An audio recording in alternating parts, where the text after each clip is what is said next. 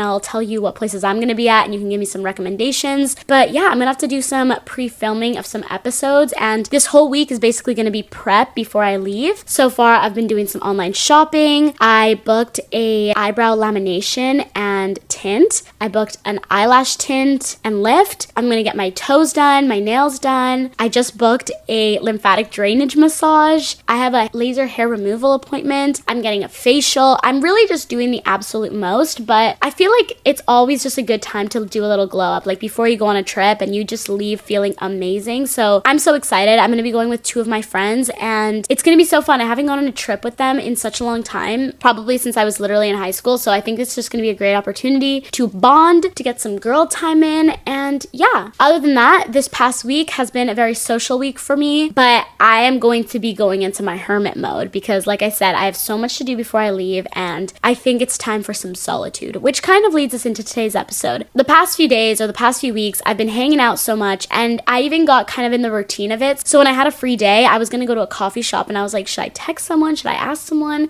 And then I was like, Fernanda, you used to hang out all the time by yourself. You don't need to ask anyone. Just do it yourself. You used to love hanging out by yourself. And not to say that I don't still. It's just that I haven't had time to. So anyways, I went by myself. I had a great time and I always enjoy my own company. So going off of that, I wanted to make today's episode on entering your solitude era or your solo era. So let's jump into the episode. Let me tell you a little bit about spending time alone and my experience with it. When I was younger, especially in high school and when I lived at home with my family, I didn't really spend much time alone. I mean, I would go to coffee shops here and there, but really I was always around other people. And it wasn't until I started traveling that I had to be alone. And it did make me feel a little bit sad at sometimes. Like I think I would be traveling and I'd get really homesick because I just didn't have somebody else to talk to. I would feel super bored. I just felt very lonely. But through traveling on my own, I got a little bit more accustomed to it. And of course, once I moved out of my family home and I started living alone, that was like my literal solitude era because now I live alone.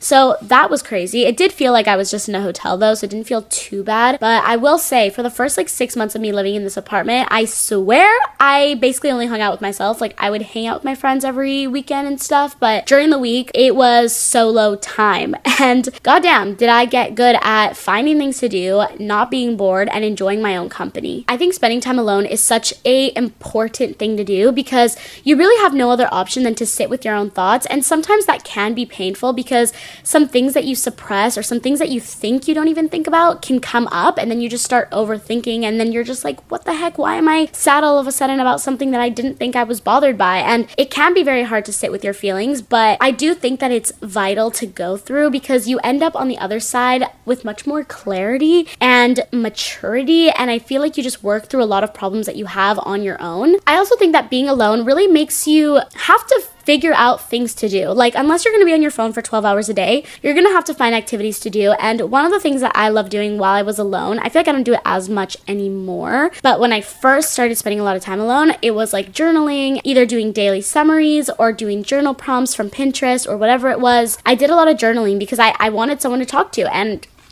in that way, you can kind of talk to yourself here. And so when I am alone, I feel like it's a perfect time for self-reflection. You can kind of really sit with your own thoughts and even think about the goals that you want to have. Think about the type of person you want to be. Think about if your actions are aligning with who you are trying to be. Just all of the above. It's a really great time to think about where you are at and what you've been doing in the past. I also think that when you're experiencing stuff on your own, it's a lot more entertaining and you notice a lot of little things. Like, for example, when I'm going on a trip with my friends, there may be